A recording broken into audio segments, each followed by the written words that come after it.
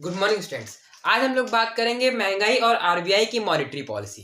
असल में हमारे देश में महंगाई बढ़ती क्यों है, अब महंगाई बढ़ती तो कैसे कंट्रोल होती है और इस पे आरबीआई कैसे कंट्रोल करता है इसे। तो देखिए, जो महंगाई बढ़ती है, महंगाई कब बढ़ेगी? महंगाई तब बढ़ेगी जब आदमी के पास पैसा होगा, लिक्विडिटी होगी, तरलता होगी। मतलब कि जो पैसा हमारी जेब में होता है, कैश मनी, उससे हम लोग बोलते हैं लिक्विडिटी, तरलता। अब जब महंगाई तभी बढ़ेगी जब आदमी के पास कैश पैसा होगा, रोकड़ा होगा, तब तभी महंगाई बढ़ेगी। क्योंकि भैया आज हमारे पास जेब में 1,000-500 रुपए हैं, कहीं पे जाएंगे, कुछ ये खाएंगे वो खाएंगे। अगर पैसा ही नहीं होगा तो हम ना खाएंगे, और जब खाएंगे नहीं हम तो सामान जो भी हमारा गुड है, मटेरियल है, उसकी डिमांड नहीं होगी। उसकी डिमांड नहीं होगी तो सस्ता बिकेगा। जैसे कि आप किसी भी चीज को ले लीजिए, आलू आलू हो गया। जैसे कि कोई भी व्यक्ति हो, कोई भी पर्टिकुलर एरिया, वहां पे आलू का उत्पादन बहुत हो रहा है, लेकिन वहां पे भी कोई नहीं खा रहा है, तो अभी आलू जो 10-15 रुपए किलो होगा। लेकिन जैसे कि वहां पे आलू का उत्पादन जो हो रहा था, वहां की जो जनता सिर्फ आलू है, आलू आलू आलू खाने लगी, तो अब क्या होगा? जो आलू 10-15 रुपए में किलो बिक रहा था, आज वो आलू 20-25 या 30 रुपए किलो बिकने लगेगा। इसीलिए जो महंगाई का कंट्रोल कर, जो महंगाई बढ़ती है, उसका सीधा सीधा जो मेन कारण, मेन रीजन जो होता है, वो होता है लिक्विडिटी, यानी कैश मनी। अगर हमें महंगाई को खत्म करना है तो बस हमें ये क्या करना है कि लोगों की जेब से कैश मनी खत्म कर देना है। लोगों की जेब से कैश मनी खत्म हो जाएगा, वैसे ही बस महंगाई कंट्रोल में आ जाएगी। क्योंकि लोग पैसा ही नहीं होगा तो इस्तेमाल क्या करेंगे, क्या खाएंगे? अगर तो महंगाई कंट्रोल करना है तो हमें से पहले लोगों की जेब से तरलता, यानी कि वो कैश मनी हटाना होता है। अब आरबीआई क्या करती है? अब आरबीआई उसी कैश मनी को हटाने की कोशिश करती है, पूरी जनता की, पब्लिक से। अब वो इस तरीके से करती है। देखिए, आरबीआई को एक ताकत दे दी गई, जो कि ताकत हमारे देश में सिर्फ और सिर्फ आरबीआई को ही दी गई। अब इसके तहत क्या होता है? क्या, जो आरबीआई है हमारी, क्या करती है? कुछ टैक्सेस इम्पोज करती है बैंक्स पे, लोगों के लोन पे, जिसकी वजह से क्या होता है कि लोग लोन, जो पूरा सिस्टम, मतलब जो भी है, ये पूरा लोन पे ही डिपेंड। अब इसको हम लोग एकदम डिटेल में यहाँ पे पढ़ लेते हैं। तो देखिए, रियल में होता क्या है। आपने बहुत सारे बैंकों के नाम सुना होगा, Punjab national bank, Indian national bank, Bharat bank of India, Union Bank of India, HDFC bank. अब ये जो बैंक होती है, ये तो हमारी बैंक होती है। हमारे पास पैसा नहीं होता, हम किसके पास जाते हैं? एचडीएफसी के पास जाएंगे, बैंक ऑफ इंडिया के पास जाएंगे, बैंक ऑफ बड़ौदा के पास जाएंगे, bank of Punjab national bank of जाएंगे, ऐसे ही जितने भी बैंक हो इनके पास जाएंगे। लेकिन अभी हमारे पास पैसा नहीं है, तब इन बैंकों के पास जाएंगे। अब कभी ऐसा भी समय आएगा जब इन Punjab national Bank, Bank of India, Union Bank of India, जैसे एचडीएफसी बैंक है, इनके पास पैसा नहीं होगा। अब ये लोग कहाँ जाएंगे? तो ये लोग उस टाइप पे जाते हैं आरबीआई के पास। आरबीआई जो है मेन बैंक है, जो मेन बैंक है, मेन हेड बैंक है, वो आरबीआई बैंक है। मतलब हमारा बैंक, ये HDFC, Punjab national bank of India, ये हमारे बैंक, और इन Punjab national bank, HDFC, union bank के बैंक आरबीआई, यानी कि रिजर्व बैंक ऑफ इंडिया। मतलब जब हमारे पास पैसा नहीं होगा तो हम लोन लेने के लिए इन बैंकों के पास जाएंगे। अब अगर लेकिन इन बैंकों के पास पैसा नहीं होगा हमें लोन देने के लिए, तो ये आरबीआई के पास जाएंगे। अब देखिए, यहाँ पे होता क्या है कि आरबीआई कहती है, जैसे कि मेरी एक दुकान है, मेरे पास कस्टमर आएगा और मुझसे सामान खरीदेगा, तो मुझसे क्या, तो फ्री में क्यों दूं? भाई, कोई भी व्यक्ति होगा, प्रॉफिट कमाना ही चाहेगा, ऑर्गेनाइजेशन है भाई आरबीआई। तो आरबीआई तो चाहती है कि लोगों के पास तरलता ना रहे, लोगों के पास कैश पैसा ना रहे। तो अब आरबीआई फ्री में तो बांटेगी नहीं, भले सरकारी, जानते हैं सरकारी, ये तो नॉन प्रॉफिट ऑर्गेनाइजेशन है, लेकिन आरबीआई भले नॉन प्रॉफिट ऑर्गेनाइजेशन है, इसका जो मेन वो है टारगेट है, पैसा नहीं कमाना है, लेकिन इसका मेन टारगेट ये भी तो है कि महंगाई कंट्रोल करना। तो ये कैसे क्या करती है आरबीआई कि अब जैसे कि HDFC, union Bank of India जैसे ये बैंक है, इनके पास पैसा नहीं बचेगा। अब ये पैसा वो क्या करेंगे? ये पैसा लेने के लिए अब जाएंगी आरबीआई, यानी कि रिजर्व बैंक ऑफ इंडिया के पास। अब ये अब फॉर एग्जाम्पल समझ लीजिए एचडीएफसी बैंक है, भैया बहुत बड़ा प्राइवेट बैंक है। अब एचडीएफसी बैंक खूब लोन बांट दिए, अब उनके पास पैसा नहीं बचा कि भैया दूसरा कस्टमर उसको लोन देना है। अब ये क्या करेगी एचडीएफसी कि अब ये आरबीआई के पास जाएगी और आरबीआई से कहेगी भैया हमको लोन दे दो। अब आरबीआई इनको लोन देगी। अब आरबीआई फ्री में लोन क्यों देगी? तो आरबीआई क्या करती है, जो इनको लोन देती है उस पर कुछ टैक्सेस लगा देती है, कुछ परसेंट का टैक्स लगा देती है। उसे हम लोग बोलते हैं रेपो रेट। यानी कि जो लोकल बैंक, जो भी हमारी बैंक्स है, bank of India, Union Bank of India, HDFC bank of India, जब जब ये बैंकें रिजर्व बैंक ऑफ इंडिया से लोन लेती हैं तो उसे बोलते हैं रेपो रेट। रेपो रेट क्या है? तो रेपो रेट ऐसा लगाया हुआ इंटरेस्ट है बैंकों का, रिजर्व बैंक ऑफ इंडिया का, जो कि ऐसा इंटरेस्ट है जो कि रिजर्व बैंक ऑफ इंडिया दूसरी बैंकों को जब पैसा देती तो उस पर लगाती है। जैसे कि यूनियन बैंक ऑफ इंडिया से हम लोग लेते वो इंटरेस्ट लगाती, सेम उसी तरीके से आप समझ लीजिए आरबीआई जो है जब इनको लोन देती तब इनसे लोन इन पे इंटरेस्ट लगाती, भैया तुमको पैसा दे रहे हैं तो हम भी इसमें इंटरेस्ट लेंगे, क्योंकि आरबीआई जानती है कि ये किसी को फ्री में नहीं बांटेगा जा करके। आरबीआई जानती है कि यूनियन बैंक ऑफ इंडिया अगर हमसे रेपो रेट यानी कर्जा ले रहा है तो फ्री में नहीं बांटेगी। इस वजह से जो आरबीआई है, आरबीआई क्या करती है, इस जो रेपो रेट यानी कि जो आरबीआई ने पैसा union Bank of India HDFC bank को दे रखा है उस पर वो लगा देती इंटरेस्ट। वो इंटरेस्ट जो होता है उसे हम लोग बोलते हैं रेपो रेट। अब ये जो रेपो रेट होते हैं, ये जितने भी टैक्सेस होते हैं, इन सब का जो इंटरेस्ट रेट है, इनका जो रेशियो है वो चढ़ता बढ़ता रहता है उस चीज की डिमांड के ऊपर, मार्केट डिमांड के ऊपर, मार्केट डिमांड कैसी सिचुएशन चल रही है। अभी ये जैसे कि मोदी जी ने बोल के रखा है भैया लोगों के पास पैसा बहुत कम है, तो फिर क्या किया जाए, तो आरबीआई बोलती है तो आरबीआई बोलती है मैं प्रेशर ना जमाओ, हम रेपो रेट कम करके रखते हैं ताकि जो लोग ज्यादा पैसा लेंगे धंधा पानी बढ़ाएंगे तो सिस्टम थोड़ा बैलेंस रहेगा। भी ऐसे पेट्रोल वगैरह बहुत महंगा हो रखा है, तो ये तो हो गया रेपो रेट। अब होता क्या है कि बाय चांस कभी कभी छुट्टियां पड़ जाती है बैंकों वगैरह में, बैंकों में छुट्टियां पड़ जाती हैं। उस टाइम पे क्या होता है, बैंकों को पता होता है कि हमारे पास भैया पैसा है। जैसे एग्जाम्पल आज छठ पूजा है, छठ पूजा की आज बैंक सारी बंद है। अब बैंक जानती है कि जो हमारा पैसा है आज कोई भी ग्राहक लोन लेने नहीं आएगा, तो अब जो पैसा है होल्ड करके रखा है वो बचा हुआ जो सरप्लस पैसा है बैंक के ऊपर, अब वो बैंक क्या करेगी उस सरप्लस पैसे को पैसा कमाने के लिए क्यों दे चली जाएगी आरबीआई के पास। क्योंकि भैया सीधी बात है, कोई व्यक्ति हो बिजनेस करेगा तो पैसा कमाने के लिए ही सोचेगा, वो सब थोड़ा भी पैसा कहीं ना कहीं से बढ़ जाए तो उसकी कोशिश करेगा ही करेगा। तो वो सेम उसी तरीके से ये जो आरबीआई हो गई, ये sorry Punjab national bank, HDFC bank की क्या करेंगे, चाहेंगे भैया जो हमारा पैसा है 2 दिन के लिए इससे हमें कुछ पैसा मिल जाए, कुछ इंटरेस्ट मिल जाए, तो ये अब ये जाएंगी आरबीआई के पास, यानी कि रिजर्व बैंक ऑफ इंडिया के पास। किसके पास? रिजर्व बैंक ऑफ इंडिया के पास। रिजर्व बैंक ऑफ इंडिया क्या है? हमारी रिजर्व बैंक ऑफ इंडिया बैंकों का बैंक है, ठीक। अब ये रिजर्व बैंक ऑफ इंडिया के पास जाएगी तो ये लोग यानी एचडीएफसी, यूनियन बैंक वगैरह जो भी हैं, अब ये बोलेंगे भैया ये हमारे पास पैसा है 2 दिन के लिए, हमारे कस्टमर अब नहीं आएंगे, इसको आप अपने पास रख लीजिए। तो देखिए हुआ क्या था कि जैसे कि जब union Bank of India, RBI, bank of India, bank of Baroda जैसी बैंकों ने आरबीआई से पैसा लिया था, तो आरबीआई ने इन बैंकों के पे जो पैसा लिया था उस पर इंटरेस्ट चार्ज किया था। अब लेकिन यहाँ पे हो क्या आ रहा है कि ये जो बैंक हैं अब आरबीआई को दे रही हैं। अब जो ये नॉर्मल बैंक्स हैं ये आरबीआई को पैसा दे रही हैं, तो अब ये भी चाहेंगे ना कि हमें भी इस पर इंटरेस्ट मिले। तो आरबीआई क्या करता है, अब ये जो पैसा यूनियन बैंक वगैरह अब जो फ्री टाइम है 2 दिन की छुट्टियां हैं, इस पैसे को जब वो आरबीआई को देती है तो आरबीआई इनको उस पर कुछ इंटरेस्ट देता है। लेकिन यहाँ पे पेच क्या फंसती है कि आरबीआई अब यहाँ पे कहता है कि इन बैंकों से कहता है कि तुम्हें पैसे की जरूरत थी तो तुमने लिया था मुझसे, तो मैंने तुमको इतने का दिया था, लेकिन अभी तुम्हें जरूरत है, मुझे तुम्हारे पैसे की कोई जरूरत नहीं कि तुम मुझे दे रहे हो, तो तुम अपने प्रॉफिट के लिए, अपने फायदे के लिए तुम मुझे पैसा दे रहे हो। इसलिए आरबीआई अब क्या कहता है कि यहाँ पे अब तुम पैसा अपने लिए दे रहे हो, अपने फायदे के लिए, तो हम तुम्हें जितने पे यानी जितने इंटरेस्ट पे तुम्हें पैसा लोन दिए थे अब मैं उतने में लोन नहीं लूंगा, अब मैं वो तुम्हें कम पे दूंगा। मतलब कि आरबीआई ने अभी इनको जब इनके पास पैसा घटा था उन्होंने आरबीआई से लिया था, तब आरबीआई ने फॉर एग्जांपल 6% पे इनको इंटरेस्ट लगा के दिया था। लेकिन अभी इन लोगों को आरबीआई को पैसा देना, क्योंकि आरबीआई को जरूरत है नहीं, छुट्टी है, पैसा इन लोग को बढ़ाना है, तो आरबीआई कहती मुझे जरूरत नहीं है, तो अब मैं 6% पे दिया था तो अब मैं 4% पर ही तुमको लूंगा। अब आरबीआई क्या करेगी, इनको 6% पे ना इंटरेस्ट लेके 4% पे इंटरेस्ट लेगी, तो इसको बोलते हैं रिवर्स रेपो रेट।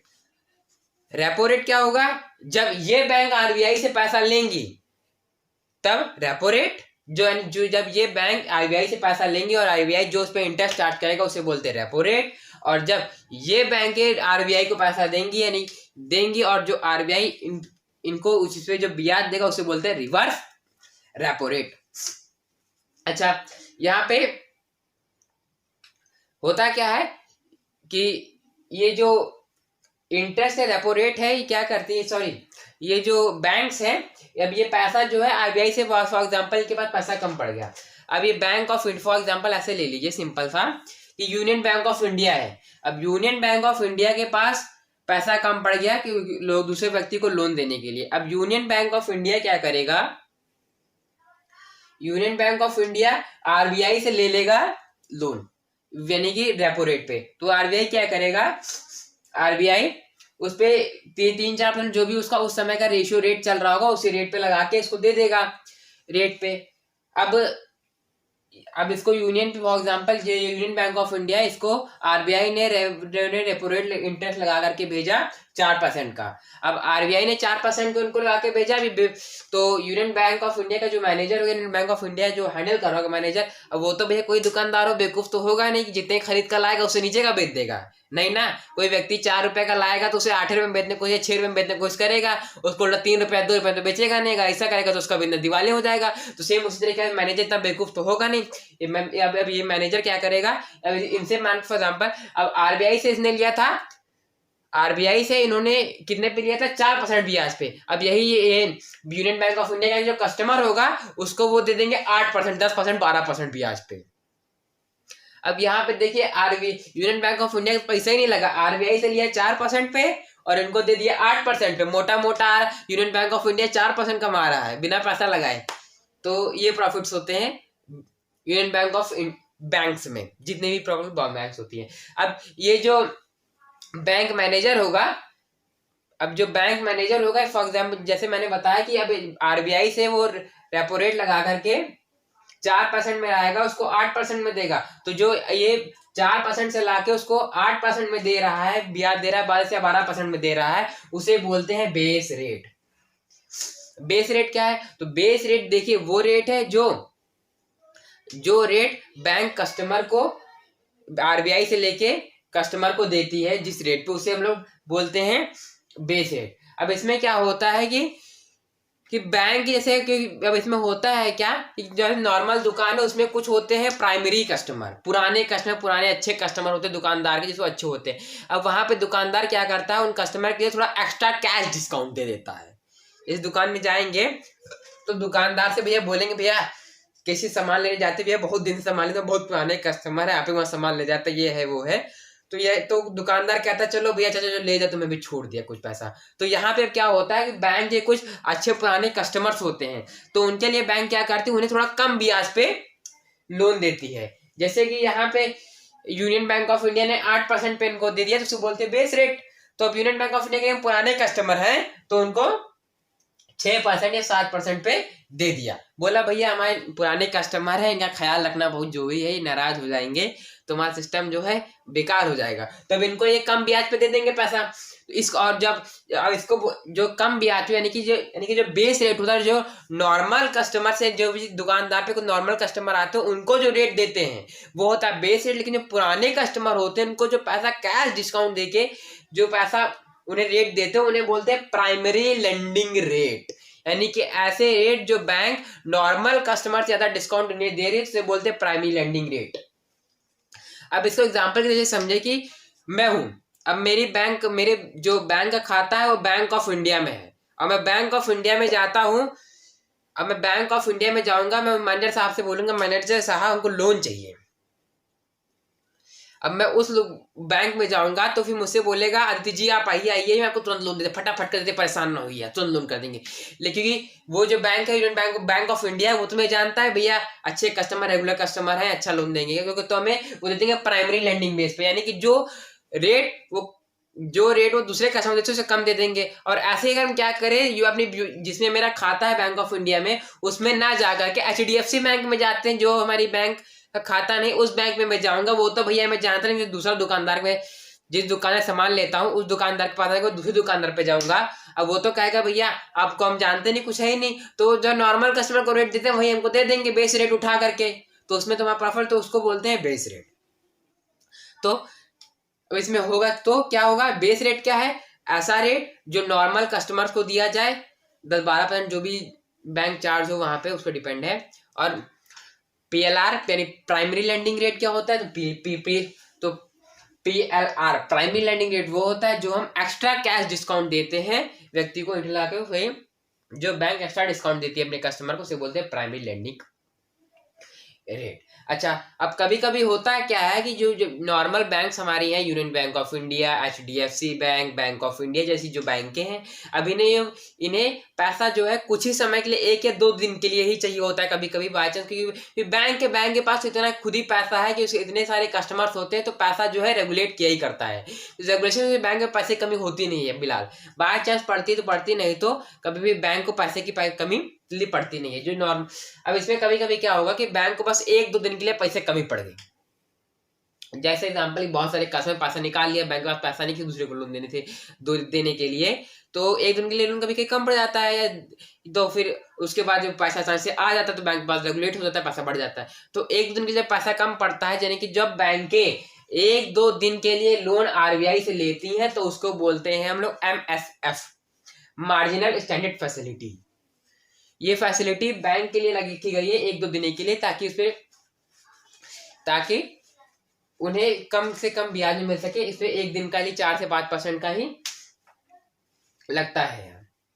अब दूसरा उसमें होता है क्या है, जब कभी कभी बैंकों को 2 से 14 दिन के लिए, 15 दिन के लिए चाहिए होता है, तो वहां पे लोग लेते हैं रेपो रेट, यानी कि रेपो रेट एक ऐसा इंटरेस्ट लगाती है RBI जो 2 से 14 दिन के लिए लगता है, उसे बोलते हैं रेपो रेट। जो 1 से 2 दिन के लिए होता है वो होता है MSF, यानी कि स्टैंडर्ड मार्जिनल स्टैंडर्ड फैसिलिटी। अब कभी कभी बैंकों को लॉन्ग टर्म के लिए भी लोन चाहिए होता है, बस सीधी बात है, कस्टमर है, कुछ कस्टमर होंगे भैया हमको बस आज ही के लिए जरूरत है, हमको बैंक से लोन दे दो, हमका साल भर का दिन चाहिए, पता पैसा नहीं भैया, हमें इतना पैसा नहीं है कि हम उसको दिल चुका पाए, तो हमको आप 10 साल या 5 साल का बांध दीजिए इंस्टॉलमेंट, तो हम उस हिसाब से देते रहेंगे। तो यहाँ पे बस वही चीज होती है, जब 1 दिन के लोन चाहिए होता है नॉर्मल बैंक को RBI से, तो उसे बोलते हैं MSF। लेकिन वही जब लोन 2 से 14 दिन के लिए चाहिए होता है तो उसे बोलते हैं रेपो रेट। और जब उन्हें वही जो लोन जो होता है काफी लॉन्ग टर्म के बाद इंस्टॉलमेंट देने का मन करता है, उसे बोलते हैं base rate, bank base rate, उसे बैंक रेट या बैंक बेस रेट ही बोलते हैं। तो देखिए कुल मिला के होता है क्या, जैसे कि नॉर्मल कंडीशन में एक दुकानदार डीलर सामान लेता है, कभी कभी उसको उतारी 1 दिन के लिए, 2 दिन के लिए होती है, सेम उसी तरीके से नॉर्मल पैटर्न को ज्यादा झंझोड़ पर नहीं कर, आराम समझेंगे तो समझ में आ जाएगा। इसमें होता क्या है, हमारा पैसा नहीं हुआ भैया, पैसा खत्म हो गया, तो हमने RBI से ले लिया 2 से 14% पे, जो भी यानी कि उस टाइम का रेट जो होते हैं, रेशियो होते हैं, बदलते रहते हैं, कोई एकदम एग्जैक्ट रेशियो नहीं होता, सिचुएशन पे डिपेंड होता है कि वहां पे बाय चांस, सिचुएशन डिपेंड मतलब कि बाय चांस कभी कभी लोग जो पब्लिक है वहां पर पैसा तरलता खूब भर गया, और उस तरलता को कम करना है तो RBI क्या कहेगा, रेपो रेट जो है बढ़ा देगा, 50% कर देगा। अब 50% रेपो रेट RBI कर देगा तो वहां पे क्या होगा, अब जब RBI 50% रेपो रेट या MSF या बैंक रेट कर देगा, तो जो बैंक है, normal bank, HDFC normal, union Bank of India, अब ये बहिले तो है नहीं कि 50% लाके 40% बेचेंगी, मैंने लोन देंगी उन पे। तो अब ये बैंक क्या करेंगी, 60, 70, 80 यानी कि 50% पर लाएंगे, 60%, 70%, 80% उससे बढ़ाकर ही बेचेंगे, जैसे दुकानदार करता है, जो लाता है उससे बढ़ा के बेचेगा। तो ये बैंक अब उसे बढ़ा के देंगी, अब उसे बढ़ा के इंटरेस्ट देंगे, तो नॉर्मल जो कंज्यूमर होगा उसके पास तो भैया पैसे कमी, तभी तो लोन ले रहा है, अब उसे लोन पड़ेगा महंगा तो कैसे ले लेगा। अब तो वही यही कहेगा भैया अब तो लोन लेना है, जैसा है वैसा ही खटिया में लेट रहे हैं, बस वैसी पे सो जाओ, तो चाय पानी की लालसा ना रखो। तो इसीलिए अब जब RBI अपना रेपो रेट जितने भी इंटरेस्ट रेट है बढ़ा देगा, तो फिर ये बैंक है, कस्टमर को महंगा रेट मिलेगा, ज्यादा ब्याज लगेगा। अब कस्टमर सोचेगा जहां 1 लाख रुपए का लोन लेने पे 1,10,000 रुपए पड़ रहा था, वहां 1 लाख का लोन लेने पे 1.5 लाख देना पड़ रहा है। अब भैया तो फिर कस्टमर कहेगा भैया हमारी हिम्मत नहीं, हम नहीं ले पाएंगे। फॉर एग्जाम्पल अब ऐसे समझो कि मोहन भैया हैं, मोहन भैया किसी दुकान पे जाते हैं, वो दुकान कपड़े की है। अब कपड़े की दुकान पे मोहन भैया जाते हैं, मोहन भैया बोलते हैं कि हमारे लिए बढ़िया सा भैया जींस कुर्ता निकाल दो। अब वो ये नहीं पूछेंगे कि जींस कुर्ता हमारे लिए कितने का है, या जींस शर्ट जो भी खरीद रहे हो है कितने का, वो बोलेंगे भैया निकाल दो, चाहे को पैसा जावे। लेकिन अब वो ऐसा क्यों कह रहे हैं, वो ऐसा इसलिए कह रहे हैं क्योंकि उनकी जेब में भैया तरलता भरा है, वही तरलता पैसा जो लोगों के हाथ में होता है, फिर वो सोचते नहीं क्या है। अब तरलता हमारे जेब में भरा है, फिर तो भैया हम फॉर्च्यूनर से घूमेंगे, तो पैसे काहे घूमे या साइकिल काहे चलाएं, हमारे जेब में पैसा, हम पेट्रोल डलाएंगे, फॉर्च्यूनर से घूमेंगे। तो अब ये भाई साहब क्या करेंगे, सब पूछेंगे नहीं, मलाई वालाई कुछ नहीं करेंगे। अब ये जाएंगे भैया बोले निकाले, पैक करा देंगे, निकालेंगे। लेकिन अब यहीं पे क्या होता है कि अब यहीं पे क्या होता है, ये बैंक जो है रेट बढ़ा देती है। लोन जो ले रखा है व्यक्ति ने, जैसे कि मोहन भैया इनसे लोन लेना 1 लाख रुपया का। अब मोहन भैया के पास 1 लाख रुपया जेब में रहा है, तलड़ता रहा है, भैया उड़ा रहे थे पैसा हचक करके। अब मोहन भैया के पास जो अब ये आरबीआई ने जब आरबीआई ने क्या किया, जो रेट बढ़ा हुआ था, रेट था वो रेट उन्होंने आरबीआई ने बढ़ा दिया। अब आरबीआई ने वो रेट बढ़ा दिए तो बैंक जो है मोहन भैया को जो लोन दिया होगा बैंकों ने, अब वो जिस रेट पे दिया उससे बढ़ा के 50% है तो 60% पे ही दिए होंगे मोहन भैया को। अब मोहन भैया को अब 60% पे देंगे तो मोहन भैया कहेंगे हम नहीं लेंगे भैया, इतना महंगा लोन को ली, हमका जींस शर्ट नहीं पहने का, इनके पास पैसा ना हो मोहन भैया के पास। अरे मोहन भैया कभी कपड़े दुकान पे जाते हैं, आप पूछेंगे भैया ये शर्ट कितने का है, इतने का है भैया, कहीं भैया बहुत महंगा ना ला पे भाई, यू होते है ना पे ना ले पे भाई। अब ऐसा होगा क्या, ऐसे ऐसे पूरी जनता का पैसा नहीं होगा, जनता के हाथ में कैश पैसा नहीं होगा, लिक्विडिटी होगा नहीं, जेब में तरलता, जेब एकदम खाली। तो फिर ऐसे में क्या होगा कि ये भैया कहेंगे भैया रहन दो, इतना ना लगे भाई रहन दो। तो अब जो कस्टमर होगा, दुकानदार होगा, वो सोचेगा कि अब हमारा सामान काहे नहीं बिक रहा, भैया कुछ रेट महंगा हो गया है का। तो फिर वैसे ही अभी कपड़े ला क्या करेगा, रेट हल्का गिरा देगा। अब ऐसे ही गिरते गिरते सभी पे पूरा साइकिल पूरी ऐसे ही चलती रहती है। अब इसी में जब जैसे कि हमारा जो मेन हमारा रॉ मटेरियल जहाँ से उगता है उससे कहेंगे भैया महंगा हम इतना नहीं ले पाएंगे।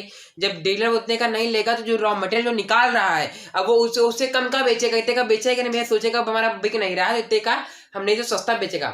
तो इसी बात है जब हमारा कि अभी हमारा एकदम जब जनता के पास पैसा नहीं था तभी 100 रुपए कोई कपड़ा हो, टी शर्ट हो 100 रुपए की बिक्री, तभी उसे प्रॉफिट था। लेकिन अगर लोग पैसा आ गया चलता, लोग मुलाई करना छोड़ दिए तो लोग 120 का बिक रहा है तभी उसको प्रॉफिट, जब 100 का बिक तभी उसको प्रॉफिट है, लेकिन अब 120 का बिक रहा है तो उसके लिए और प्रॉफिट है। लेकिन अब यहीं पर जनता के पास पैसा नहीं, वो मुलाई करना चालू कर देगी, और मुलाई चलने में जाएगा जो वो फिर उसको जब गुड्स या मटेरियल जो भी उसको इस्तेमाल करना कम कर देगी, इस्तेमाल करना कम कर देगी, तो नीचे जो हमारा दुकानदार है या मटेरियल जो बना रहा बेच रहा है वो सोचेगा वहां सामान नहीं बिक रहा, सामान नहीं बिकेगा तो ये दुकानदार का नुकसान होगा। तो वैसे में क्या होगा, दुकानदार रेट कम कर देगा, जब रेट कम कर देगा तो जो आइटम है गुड है वो हमारे कंज्यूमर यानी कि जो हमारा जो परचेजर है यानी कि जो हमारा उपभोक्ता है वो उसके बजट में आ जाएगी। जब कम कर दे उसके बजट में आए तो बिकने लगेगी। तो इस तरीके से आरबीआई कंट्रोल करता है पूरे सिस्टम को, यानी कि पूरी भी मौद्रिक नीति है, पूरी मौद्रिक का जितना भी है रेगुलेशन ये आरबीआई पूरा कंप्लीट करता है। अब देखिए होता है क्या कि जे बैंक ऑफ इंडिया, इतने सारे बैंक है, bank of India, HDFC Bank है, यूनियन बैंक ऑफ इंडिया है, भारतीय बैंक ऑफ इंडिया, इतनी सारी बैंक है, एसबीआई है, बड़ी बड़ी बैंक है। अब ये इतनी सारी बैंकें हैं भाई, इनको जनता पैसा क्यों देगी। कोई भी व्यक्ति हो पैसा बड़ी मेहनत से कमाता है, पैसा कमाने में बहुत मेहनत लगती है। अब पैसा कमाने में मेहनत लगती है तो इनको किस हिसाब से पैसा इनके पास जमा करेंगे, हमारा पैसा इनके पास जमा करेंगे तो सेफ रहेगा। तो अब आरबीआई के पास गारंटी होनी चाहिए ना कि इतना इनके पास पैसा है। अब ये एक लाइबिलिटी है कि एक ये उनकी इंसानियत है कि जितना पैसा इनसे ले रहे हैं इनको वापस करेंगे। अब ये वापस करेंगे, अब इनकी एक लाइबिलिटी है, इंसानियत है, इन्हें पैसा जो जनता से जमा कर रखा है जनता जब चाहिए तो वापस करें। तो ऐसे में क्या करती है आरबीआई कि हम लोग सिक्योरिटी आरबीआई खुद ले लेती है कि बाय चांस अगर तुम कहीं भाग जाओ तो कुछ पैसा हमारे पास फंसा रहे तुम्हारा। जैसे कि नॉर्मल हम लोग क्या करें, जब रेंट वेंट किराए पे देते हैं कोई भी दुकान तो उससे कुछ हम लोग पगड़ी वगैरह कुछ पैसा ले लेते हैं कि ताकि तुम भाग के जब बिल बचे तो हमारा वो बिल हम उसी में काट ले। तो ऐसे ही आरबीआई क्या करती है, जो ये बैंकें होती है जितनी भी आरबीआई, पंजाब नेशनल बैंक वगैरह, इन सबसे बोलती है भैया हमें कुछ सिक्योरिटी मनी दो। इसके बोलते हैं CRR, कैश रिजर्व रेशियो। एक CRR यानी कि जो पैसा आरबीआई से कुछ सिक्योरिटी में लेती है, वो सिक्योरिटी का जो रेशियो होता है, मैंने बोला रेशियो तो भैया इकट्ठा है नहीं, सिचुएशन के ऊपर डिपेंड होगा। वैसे ही रेशियो ऊपर नीचे होते रहते तो आरबीआई के ऊपर डिपेंड है, जब मन चाहे CRR बढ़ाए, जब मन चाहे घटाए, राजा है, क्योंकि सिचुएशन पर डिपेंड है। तो अब आरबीआई क्या कहती है, फॉर एग्जाम्पल ले लीजिए कि आरबीआई क्या कहती है कि अभी कि आप मुझे अपनी जितनी भी आपका टोटल पैसा जमा हुआ है इन लोगों का, यानी जो भी पैसा एनडीटीएल यानी जमा हुआ है, जितना भी पैसा उपभोक्ताओं का, कंज्यूमर्स का बैंक में जमा होता है उसे बोलते हैं एनडीटीएल। ठीक है। वो अब NDTL net deposit time liability होता है उसका नाम, वो आपको फॉर्म से कोई मतलब नहीं, ऐसे समझ लीजिए। एनडीटीएल जितना जमा है उसका आप मुझे 3 से 4% जो भी उस टाइम का रेशियो सेलेक्ट हुआ होता है उतना परसेंट आपको हमारे पास सिक्योरिटी में रखना होगा। वो आरबीआई अब इसको इतना पैसा जो उसका सिक्योरिटी में रख लेती है, क्योंकि ये जो बैंकें हैं ये बैंक को चाहेंगे भैया, कोई भी बिजनेसमैन हो तो चाहेगा कि हमारा बिजनेस कैसे ना कैसे ग्रो हो। अब ये जो बैंकें हैं अपना 100% अगर पूरा पैसा लोन में छोड़ देंगी तब तो मार्केट में पूरी तरलता हो जाएगी। लिक्विडिटी कैश फ्लो एकदम हाई स्पीड में 120 की रफ्तार में दौड़ने लगेगा। अब 120 की रफ्तार में दौड़ने लगेगा तब तो चीजें महंगी हो जाएंगी, कोई मौला ये नहीं करेगा। तो आरबीआई क्या कहती है कि आप हमें कुछ सिक्योरिटी मनी रख दो, कुछ परसेंट का सिक्योरिटी मनी। फॉर एग्जांपल अभी आरबीआई का सिक्योरिटी मनी रेशियो 4 से 5% जो भी है, फॉर एग्जांपल 4% है मान लेते हैं। 4% जो आरबीआई का सिक्योरिटी मनी है, आरबीआई कहता है भैया 4% जितना भी एनडीटीएल जमा हुआ है, जितना भी कंज्यूमर का पैसा जमा हुआ उसका 4% तुम है हमको हमारे पास सिक्योरिटी टाइप में जमा कर दो, ताकि कभी तुम भाग के जाओ, कम से कम हम लोगों को लॉलीपॉप चुसा सकें, कम से कम कुछ बता सके भैया ढूंढ रहे इतना कुछ पैसा देकर संभाल सके। इसलिए कुछ सिक्योरिटी मनी आरबीआई से लेती 3 से 4% रेशियो बदलता रहता है।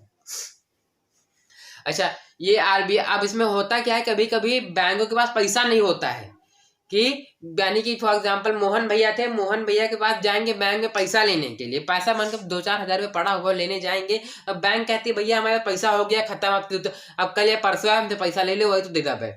लेकिन तभी इस सिचुएशन को कंट्रोल में करने के लिए आरबीआई ने कहा नहीं भैया ऐसा नहीं चाहिए, ये टंकी नहीं चलेगी कि आप आओगे यहाँ कि कोई कंज्यूमर जाकर तो पैसा नहीं, सबका लोन बांट दिया। अब ऐसे में आरबीआई क्या करेगी कि आरबीआई तो आपसे उनसे कहती है, उन पे एक रिस्ट्रिक्शन लगा देती है कि जितना भी आपका एनडीटीएल है, जितना भी पैसा उपभोक्ताओं का आपके पास जमा है उसमें का कुछ प्रतिशत 17 से 18% जो भी है, अभी लगभग 18-19% जो भी है, उतना परसेंट आपको अपने पास संभाल के रखना होगा। अभी उतना परसेंट आप पैसा संभाल के रखोगे तो आप लोगों को पैसा आप दे पाओगे, नोटंकी नहीं होगी। इस वजह से अब आरबीआई क्या कहती है कि आपको 10-20-25% जो भी वहां का रेशियो होगा, अभी जैसे कि 18 से 19% अभी कुछ रेशियो 18 से 18% का, तो 18 से कुछ परसेंट उसको अपने पास रखना होगा। लेकिन अभी यहाँ पे अभी आरबीआई ने क्या किया, 3% सीआर में कैश रिजर्वेशन में फंसा दिया बैंकों का। अभी बचा 97% ने 20% दे दिया उनको, क्या कहते हैं, बोला एसएलआर में फंसा दिया। ठीक है, अब स्टैच्यूटरी लिक्विडिटी रेशियो, एसएलआर का फुल फॉर्म होता है स्टैच्यूटरी लिक्विडिटी रेशियो। अब लिक्विडिटी में 18 से 20% फंसा दिया, लेकिन अभी 18 से 20% 23% होगा। लेकिन बाकी जब पैसा फंसेगा, बाकी का भी पैसा अगर ये फैला देगा तो बहुत एकदम कैश फ्लो तभी बढ़ जाएगा। तो इसको भी कंट्रोल करने के लिए आरबीआई ने कहा, तो आरबीआई इसको कंट्रोल करने के लिए क्या करती है, रिवर्स रेपो रेट, इन सबके जितने भी रेशियोज होते हैं, रेपो रेट वगैरह, इंटरेस्ट, उनके सबके इंटरेस्ट जो है इंक्रीज कर देती, ताकि जो बैंक के लोगों को कम से कम लोन दे। क्योंकि लोगों के पास जितना कम कैश पैसा होगा उतनी कम महंगाई होगी। अगर लोगों के पास कैश पैसा बढ़ जाएगा तो महंगाई भी ऑटोमेटिकली बढ़ जाएगी। तो आरबीआई का सीधा मोटिव है, ये आरबीआई से मोटिव पर सीधा से मोटिव है कि लोगों के बीच में कैश पैसा खत्म करना, चाहे जैसे भी हो, लेकिन हमें कैश पैसा खत्म करना है। तो इस तरीके से आरबीआई जो है कैश पैसा खत्म करती है। लेकिन अब देखिए पूरा पैसा तो अभी हटा नहीं है कि कुछ लोगों के महज से कमाए होंगे, पैसा वैसा रखा होगा। तो ऐसे में बैंक क्या करती है, आरबीआई क्या करती है, पॉलिसी बनते फिक्स्ड एफडी का नाम आपने सुना होगा, आरडी का नाम सुना होगा, लोग एफडी करा लेते हैं, पैसा जमा कर लेते हैं। तो ऐसे में क्या होगा कि आरबीआई बैंक वाले कहते हैं भैया कि आपका 10 साल में पैसा हम दुगना कर देंगे, हम यहाँ पे हमें इतना पैसा आप जमा करिए, 10 लाख 20 लाख जो भी आपके 5 लाख रुपए उसका आप एफडी कर दो, उसका हम 10 साल में दुगना कर देंगे। अब जो व्यक्ति होते हैं, यानी पर्सन होते हैं, कंज्यूमर होते हैं, वो सोचते हैं भैया पैसा खाली पड़ा रहने से अच्छा है कम से कम बैंक का दे दे भाई, तो फिर हमारा पैसा जो है बढ़ जाएगा। तो अब यहाँ पे जितना पैसा उनके पास 1-1.5 लाख रुपए जो था वो भी बैंक ने ले लिया, एफडी के रूप में ले लिया। अब क्या होगा कि वहां पे 2-4 हजार रुपए जो भी उनके पास थे भी, अब वो भी बैंक ने ले लिया, पकड़ा देंगे पैसे के रूप में एक पेपर का टुकड़ा पकड़ा देंगे बस। अब उनके पास क्या होगा कि जो कैश थोड़ा बहुत जो उनके पास था भी कमाई का, उनकी ईमानदारी कमाई का, बेईमानी कमाई का जो भी कैश था, अब वो भी उनका एफडी या आरडी के रूप में एकदम फिक्स हो गया बैंक में। अब उनके पास कैश मनी नहीं बचा। अब उनके पास कैश मनी नहीं बचा तो अभी वो तो अब मोलाई करेंगे यार, दुकानदार पे जाएंगे दुकान के पास, तो अब मोलाई करने के पास पैसा नहीं है, पैसा तो एफडी वगैरह में दे दिया, तो उनके पास कैश पैसा नहीं है। तो अब ये मोलाई करेंगे तो उससे महंगाई कंट्रोल होगी। मतलब सीधा सीधा मोटिव ये है कि अगर व्यक्ति के पास कैश पैसा है तो महंगाई बढ़ेगी। तो अगर हम उस व्यक्ति का कैश पैसा खींच ले तो महंगाई कंट्रोल हो जाएगी। तो आरबीआई का सीधा सीधा सिंपल सा मेथड है कि लोगों से पूरा जितना कैश पैसा छीन लो। जैसे लोगों से कैश पैसा छीन लोगे बस वैसे ही महंगाई कंट्रोल हो जाएगी, यानी इन्फ्लेशन जो हो रहा है वो कंट्रोल हो जाएगा। अच्छा, दूसरी चीज है कि लोग कहते हैं कि नोट छापने से पैसा कंट्रोल हो जाएगा, लेकिन ऐसा नहीं है। नोट छापने से पैसा कंट्रोल ही नहीं हो सकता, महंगाई कंट्रोल ही नहीं हो सकती। लोग कहते हैं कि पैसा आरबीआई पैसा छापती नहीं है, यही वो है, आरबीआई पैसा छाप देगी तो फिर महंगाई कंट्रोल हो जाएगी। लेकिन ऐसा है ही नहीं कि लोगों में इकोनॉमी की प्रॉब्लम सही हो जाएगी। कि लोग कहते हैं कि अगर आरबीआई पैसा छाप सको पैसा खूब बांट दे, एकदम खूब पैसा बांट देगी तो आरबीआई, तो लोग पास खूब पैसा हो जाएगा, लोग मलाई करना छोड़ देंगे। मलाई करना छोड़ दिया तो फिर से महंगाई, इन्फ्लेशन रेट जो है वो बढ़ जाएगा।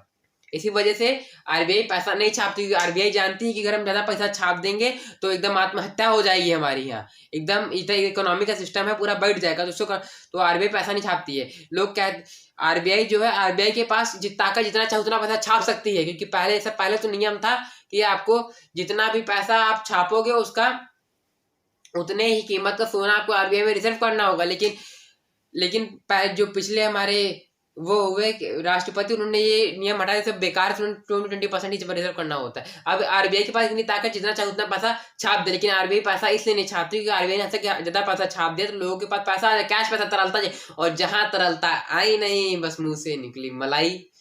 तो बस यही चीज है कि तरलता को हमें कंट्रोल करना है, तो इसी को आरबीआई मैनेज करती है। अब इसमें देखिए होता क्या है कि आरबीआई से फैक्ट कैसे पड़ता है। अब देखिए क्या होगा कि आरबीआई जो है कैश पैसा खींच लेगी। अब कैश पैसा खींच लेगी तो लोगों की डिमांड कम हो जाएगी गुड़ की। अब जो गुड्स है उस लोग कम से कम खरीदेंगे उसको। अब उस गुड्स को लोग कम से कम खरीदेंगे तो उस गुड्स की कीमत कमजोर होगी, और गुड्स की कीमत कमजोर होगी, दुकानदार क्या करेगा, वो गुड्स उस गुड और प्रोडक्ट की कीमत और कम कर देगा ताकि ज्यादा बिके। अब जब गुड्स और प्रोडक्ट की कीमत कम हो गई, अब गुड्स और प्रोडक्ट की कीमत कम हो गई तो जो हमारा उपभोक्ता है उसको खरीदना चालू कर देगा, जो महंगा हुआ था। अब उपभोक्ता उसको खरीदना चालू कर देगा तो यहाँ पे क्या, इन्फ्लेशन रेट कंट्रोल, महंगाई कंट्रोल में आ गई तुरंत। नहीं समझे तो बात समझते हैं इसको। देखिए हुआ क्या कि अभी आरबीआई ने जितने लोगों के पास ये आरबीआई के पास कैश पैसा है। अब लोगों के पास कैश पैसा, आरबीआई क्या करेगी, इन लोगों को कैश पैसा खींच लेगी एफडी में किसी न किसी मेथड से, ठीक है। अब आरबीआई ने इनसे कैश पैसा खींच लिया, अब इनके पास पैसा नहीं बचा, मलाई नहीं बचा। अब ये कोई भी गुड है, आलू है, अब ये आलू लोग पहले बिना कैश पैसा था, लोगों के पास आलू बिका 30 रुपया किलो। अब आलू जो गया महंगा तो अब लोग क्या करेंगे, पैसा ही नहीं है भैया, आलू खरीदेंगे कहाँ से। तो आलू अब आलू लोग खरीदेंगे नहीं, दुकानदार होगा नहीं, जो किसान होगा वो सोचेगा भैया हमारा आलू का है नहीं बिक रहा है। अब आलू नहीं बिक रहा है तो फिर तो किसान क्या करेगा, आलू का रेट कम कर देगा। अब आलू का रेट कम हो जाएगा तो जो लोग होंगे यानी जनता होगी, कंज्यूमर होगा, अब उनको बजट में आएगा, उनको बजट कम था तो आलू भी कम बजट में हो गया, तो आलू अब सस्ता हो गया। अब देखिए महंगाई यही कम हो गई, आलू जो 30 में बिक रहा था अब आलू सस्ता 10 में बिकने लगा, तो इससे महंगाई कंट्रोल हो गई और यहाँ पे पूरा इन्फ्लेशन रेट जो है इक्वल हो गया। अब बाय चांस इसे मान लीजिए कैश फ्लो ज्यादा है, अब कैश फ्लो ज्यादा है हमारे पास, लोगों के पास तरलता है, अब लोग मोलाई करना छोड़ देंगे। अब यही लोग मोलाई करना छोड़ देंगे तो फिर क्या होगा, गुड्स का रेट जो दुकानदार होगा, डिमांड बढ़ जाएगी। डिमांड बढ़ जाएगी तो क्या करेगा दुकानदार, उस रेट को बढ़ा देगा भैया। अब रेट वहां पे बढ़ जाएंगे तो क्या होगा, उससे महंगाई बढ़ जाएगी, और महंगाई बढ़ गई पूरे इकोनॉमी का सिस्टम वैसे जैसा चौपट, फिर कंट्रोल नहीं होगा। सिंपल सा मेरी मेथड है आरबीआई का कि हमें लोगों से कैश पैसा छीन लेना, कैश से बस छीना नहीं, बस महंगाई कंट्रोल बस एक ही तरीका है। और इकोनॉमी को हम लोग पैसा छाप के कंट्रोल नहीं कर सकते। ऐसे ही पहले देश है जिम्बाब्वे में लोगों ने, वहां की सरकार ने क्या किया, लाखों अरबों खरबों की नोटें छाप डाली। वहां तो 1 ट्रिलियन की भी नोट छप गई, 1 ट्रिलियन का भी नोट जिम्बाब्वे ने छाप दे। लेकिन अब वहां की स्थिति ये है कि अगर वो लोग ब्रेड भी लेने जाते हैं तो उन्हें नोटों का गड्ढा लेके जाना पड़ता है, क्योंकि नोटें वहां क्योंकि वहां के लोग मोलाई नहीं करते। वहां की स्थिति जो है कि आप सोच नहीं सकते, कभी आप यूट्यूब फेसबुक वगैरह में उसके जिम्बाब्वे के बारे में, अभी इकोनॉमिक स्थिति के बारे में जानेंगे, पढ़े देखें तो आपको बहुत पूरा सिस्टम जो है क्लियर समझ में आ जाएगा। तो इस तरीके से हमारी आरबीआई है, बैंक ऑफ इंडिया है, पूरी इकोनॉमिक सिस्टम को